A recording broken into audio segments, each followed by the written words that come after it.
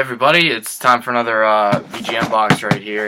I almost feel kind of bad because, I don't know if I'm going to play any retro games this month when I'm going to be really focused on this thing right here. I just got this yesterday, and I would hope that I didn't get it before yesterday, but, it's really fantastic, and I don't know how many other people are feeling that way. They got VGM boxes this month, but, yeah, I just had to point that out,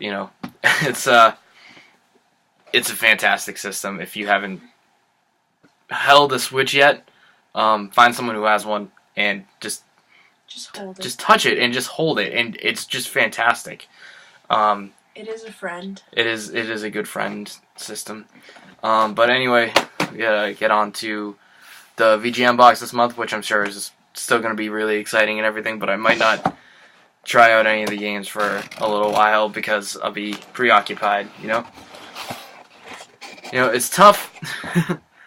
It's tough too because I won't be able to, I'm in this weird thing where if you've been watching the videos, the last 64 video I put out was Quarterback Club 98. I'm still in the middle of that, so I'm splitting my time between Breath of the Wild and Quarterback Club 98. So, I don't know, just a little bit food for thought there, I don't know. Card. Not important.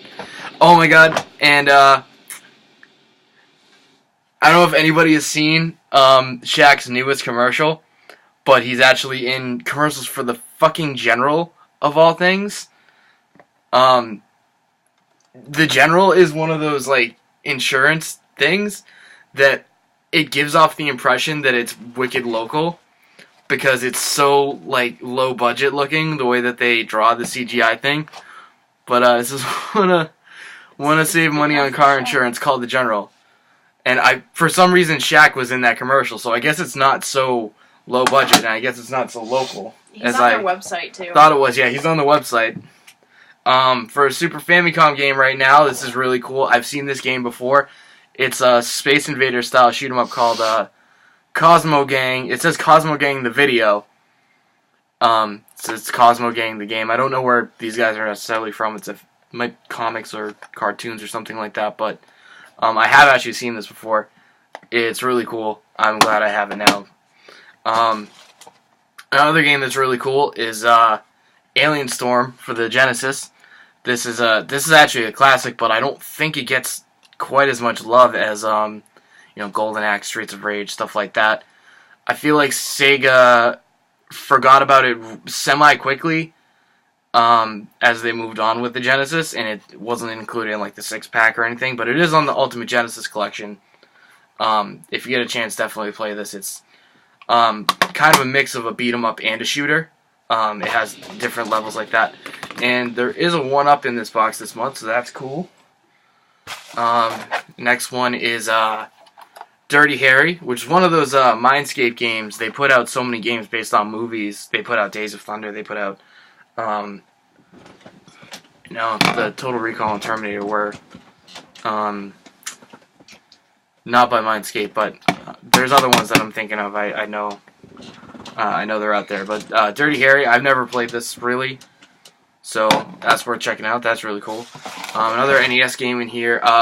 Well, I've seen this game before. I haven't played it much. It's Mystery Quest. It's got a super generic title, but this game I've thought it looked really cool.